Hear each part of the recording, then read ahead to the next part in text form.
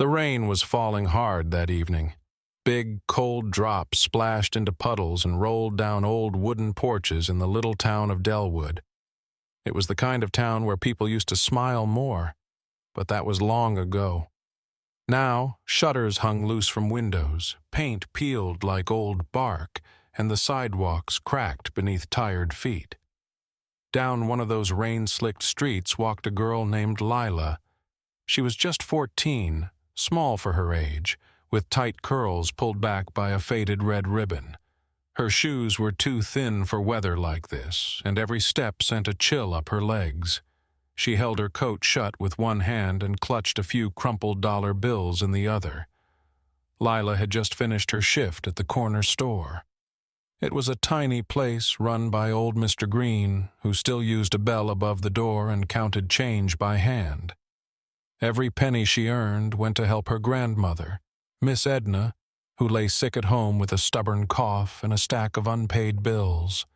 The money in Lila's hand meant dinner. It meant medicine. It meant maybe, just maybe, keeping the lights on for another week. She moved quickly down Maple Street, head low against the wind. Then, near the corner of 7th, she stopped. There, just off the road, was an old pickup truck with the hood popped open. Steam rose from the engine like a ghost in the rain, and slumped beside the driver's door was a man, an old man. White hair stuck to his forehead. His clothes were soaked, and his face, lined and tired, was twisted in pain. People passed him by. A man with a briefcase glanced once, then kept walking. A woman holding an umbrella crossed to the other side of the street. No one stopped. No one said a word. But Lila did. She didn't think twice. She didn't look at her money or the sky or the time. She walked straight toward him. "Sir?" she asked, her voice small over the sound of the storm. "Are you okay?" The old man opened his eyes slowly. He blinked as if surprised someone was talking to him. "My chest," he whispered. "Think. I slipped." Lila dropped to her knees beside him, her jeans soaking through instantly. She didn't care. She took off her coat and draped it over his shoulders. Then, with shaking hands, she pulled out her phone. The screen was cracked. It barely worked, but it was all she had. She called a tow truck first, then paused. The tow alone would eat everything she'd just earned. Her grandma's medicine, the groceries, gone. She looked at the man again. He was shivering now, quiet, his lips pale. Lila swallowed hard. Then she stood. "I'll be back," she told him. He nodded weakly, too tired to ask what she meant, and Lila ran. The rain hit harder. Her feet slipped on the sidewalk. Her hair clung to her neck. But she didn't stop. She knew what she had to do. The pawn shop was only 3 blocks away. It was dark, the windows fogged. Inside, a man with slick hair and a sour expression sat behind a counter full of broken radios and old watches. When Lila came in, dripping wet and breathless, he barely looked up. "I need $50, she said, slamming her phone onto the glass. He squinted at it, shrugged. "30, he muttered. "50, she said again. "Please." He sighed, reached into the drawer and handed her a few creased bills. She didn't wait. She grabbed the money, bolted back outside, and flagged down the nearest tow truck she could find. The driver grunted, clearly annoyed, but took the cash and followed her down the flooded streets. By the time they reached the old man, he was still there, huddled under Lila's coat. She knelt beside him again, out of breath, soaked to the bone. "Your truck's gonna get towed," she said softly. "You'll be okay now." The man didn't speak. He just looked at her, really looked at her. And then, slowly, silently, he nodded. Lila sat beside him in the rain, her thin arms wrapped around her knees, her stomach empty, her pockets emptier still. But in her heart, something warm flickered. She didn't know what it meant yet, but she knew this. She had done the right thing. The storm didn't ease up. Rain kept falling like the sky itself was weeping, soaking the streets of Delwood until they turned into winding rivers of mud and memory. Lila walked home that night with her head down, water squishing in her shoes. Her backpack clung to her back like a sack of bricks, heavy not with books, but with everything she had just lost. When she reached the little house on the corner, its roof patched with tarps and its door swollen from too many storms, she paused. Inside was Miss Edna, her grandmother, waiting in bed with a cough that shook the walls. Lila opened the door quietly, like she didn't want to wake the silence. The living room smelled like menthol rub and old newspapers. A thin blanket was folded on the couch and the heater in the corner made more noise than heat. Lila tiptoed to the bedroom, peeked in, and found Miss Edna asleep. Her chest rose and fell slowly, labored but steady. Lila set the wet bills, what little she had left, on the kitchen counter and poured herself a glass of water. No dinner tonight. But that was okay. It wasn't the first time. She told herself it didn't matter. She told herself helping that old man was worth it. But when the house grew quiet again, just the sound of dripping from the leaky faucet, doubt crept in. Maybe he'd just been passing through. Maybe he forgot about her the second that truck pulled away. She sat on her bed, hugging her knees to her chest, staring at the dark screen of the phone she no longer had. No homework could be done, no texts, no late-night check-ins with Grandma when she had to stay late at the store. Just silence. Days passed, no word from him, not a visit, not a note. Lila pushed through her routines like someone swimming upstream. She stocked shelves at Mr. Green's store, mopped floors, counted dusty cans, all while trying to ignore the aching hole inside her chest. She was tired, so tired. And then, on a gray Tuesday afternoon, everything changed. The sky hung low and heavy, pressing down on the rooftops of Delwood like a blanket that had forgotten how to lift. Lila was reaching for a can of beans on the top shelf when she heard it. Tires on gravel, slow, heavy. She didn't think much of it at first. Probably Mr. Burton in his rusty truck, she thought, or a delivery guy.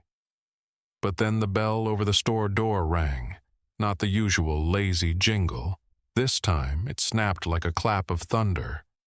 Everyone turned, and standing there, umbrella dripping at his side, was someone she didn't recognize at first.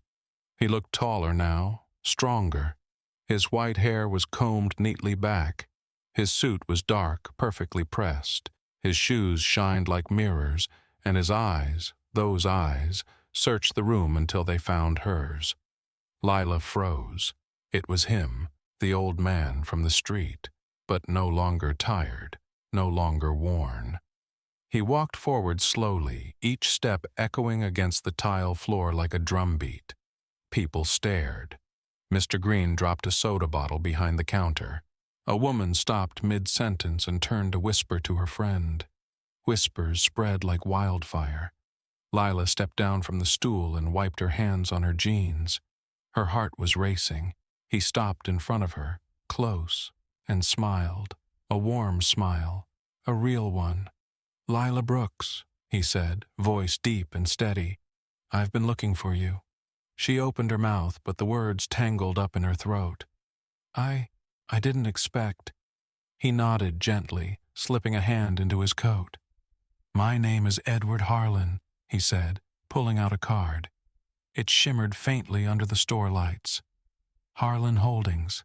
I own most of the land around this town. I came to Delwood quietly. No team, no suits. I needed to see it for myself, and I needed to know if there was anyone left here who still believed in people." Lila's breath caught. He smiled again, softer now. "And there was," he said. "You."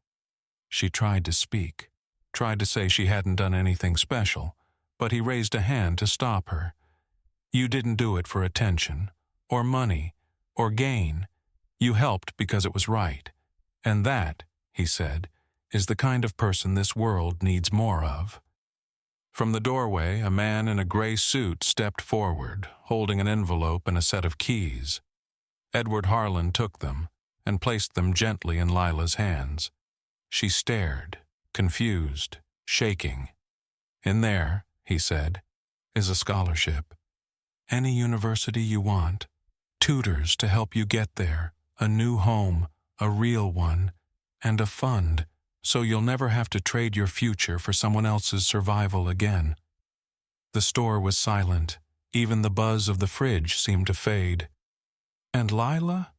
She couldn't speak. She just stood there, holding a future she never imagined she could touch.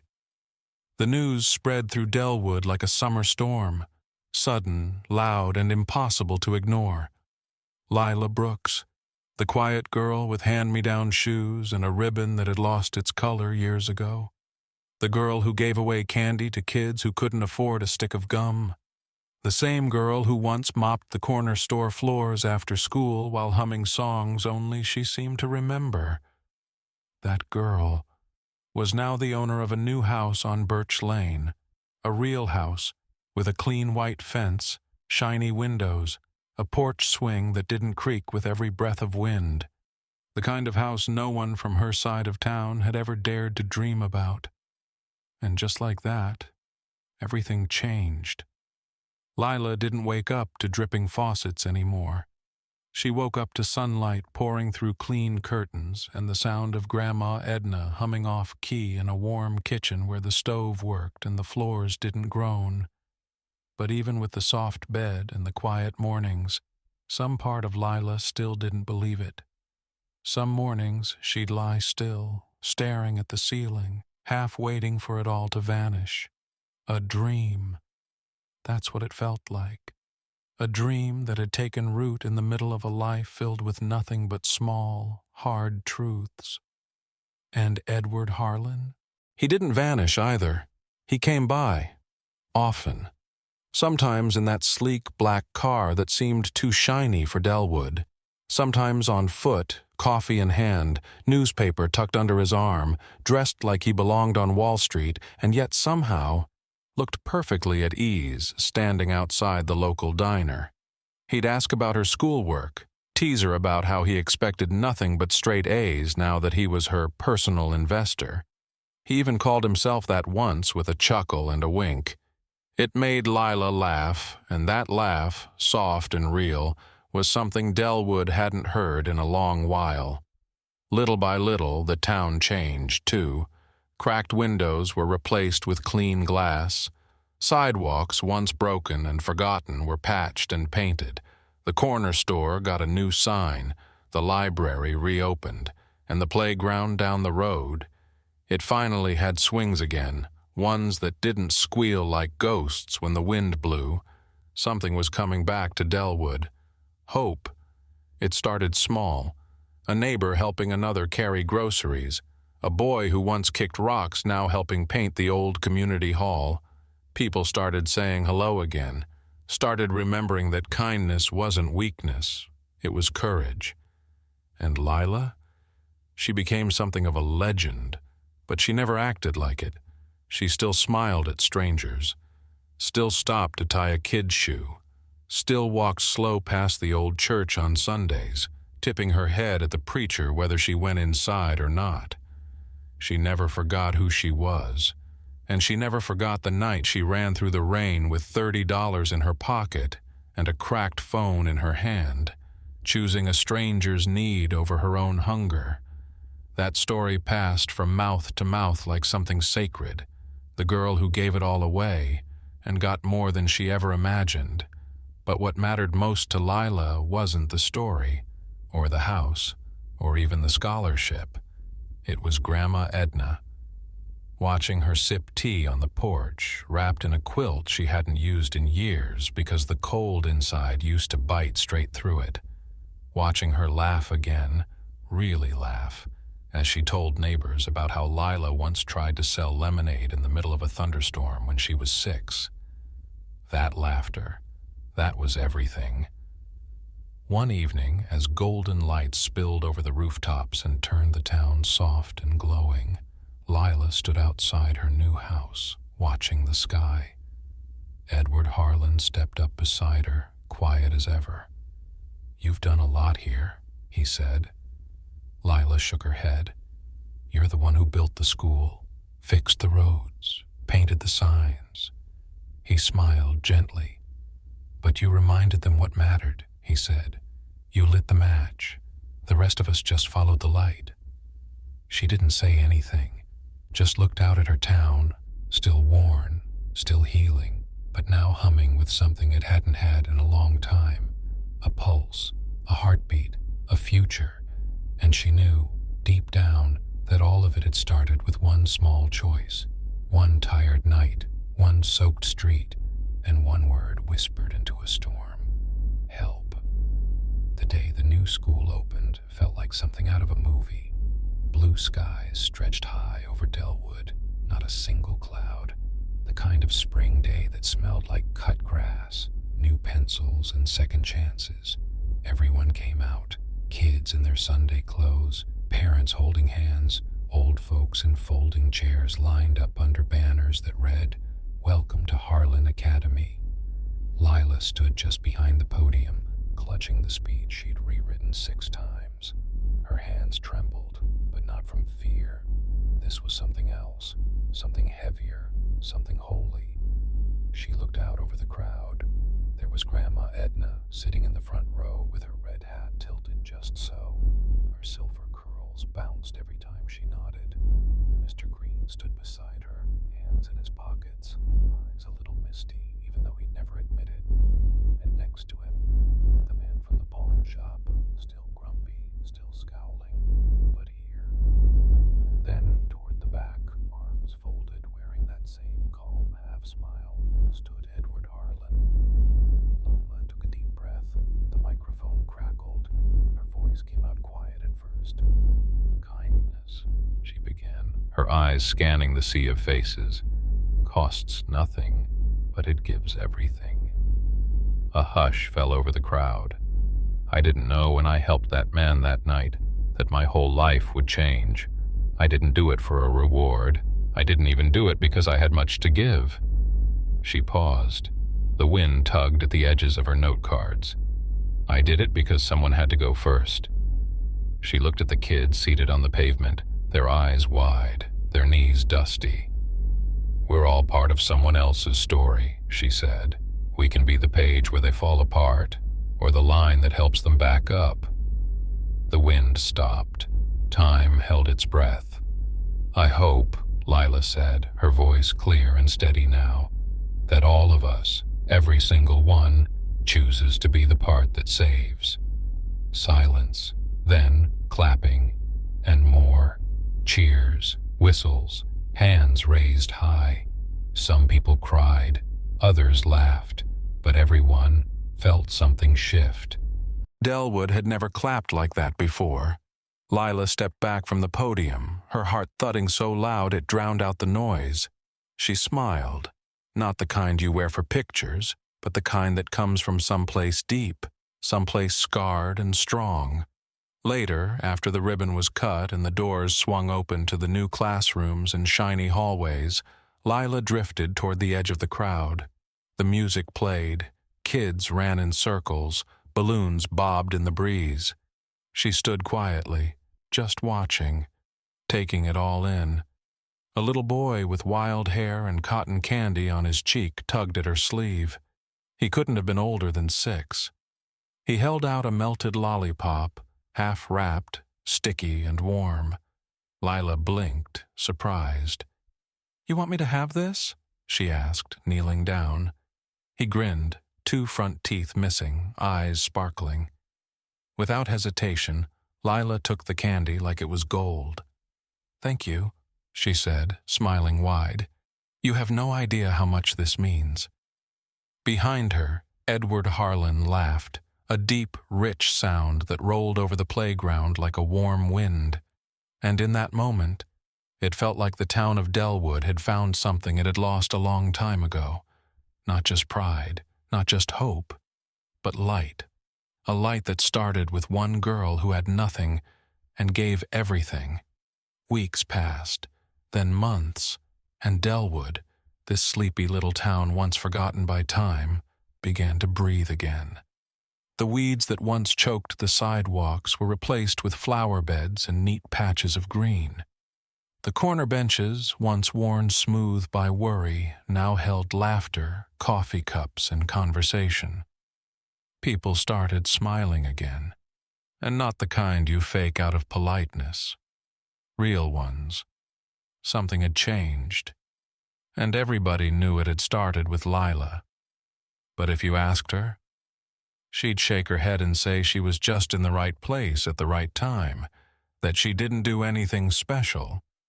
She still walked to the store sometimes, not because she needed to work, but because she liked to. She'd sweep the floors, wipe the counters, chat with Mr. Green while he stacked cans. The town might have changed, but Lila didn't. Not in the ways that mattered. She still gave more than she had. Still remembered every single name of the kids who visited the school. Still carried extra granola bars in her bag, just in case someone skipped lunch. But there were moments, late at night, lying in her new bed, the heater humming soft and steady, when Lila would stare at the ceiling and wonder if it was all still real. The house, the school, the scholarships, the letters from universities with crisp envelopes and kind words like exceptional and bright future. And Edward? He kept his word. He showed up, sometimes for dinner, sometimes just to check in. He never treated her like charity, never made her feel small.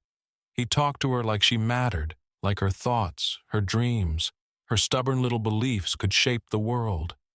And maybe they could, because the day Lila got accepted into the state university, full ride, honors program, the works, Delwood threw a block party so big, folks from 3 towns over came just to see what was going on. Grandma Edna wore her church shoes. Mr. Green grilled hot dogs until the sun went down. Even the pawn shop clerk brought a tray of brownies and didn't complain once. Lila stood on a folding chair under a string of paper lanterns, holding the acceptance letter in both hands like it might float away. And the whole town cheered, not just for the scholarship, not just for the grades, but because in that moment, looking at Lila, they saw a little bit of themselves, the best bit. They saw the choice they didn't make that night in the rain, the kindness they didn't offer, the help they never gave. And somehow, Lila had given them a second chance, a way back to themselves. That's what made her special, not the money, not the new house, not the shiny buildings or news stories that came later. It was the way she reminded people what it felt like to believe again, to help someone not because they could return the favor, but because they needed it, because it was right, because someone had to go first. And now Delwood had a school full of kids who believed that too. Kids who knew that kindness wasn't soft, it was strong. Who knew that you could be poor in pocket but rich in purpose. And every time one of them picked up a dropped book or offered their lunch to someone who forgot theirs, or just stopped to ask, "Are you okay?" They were carrying Lila's light forward, passing it on, because she lit it. And it never went out, not even once.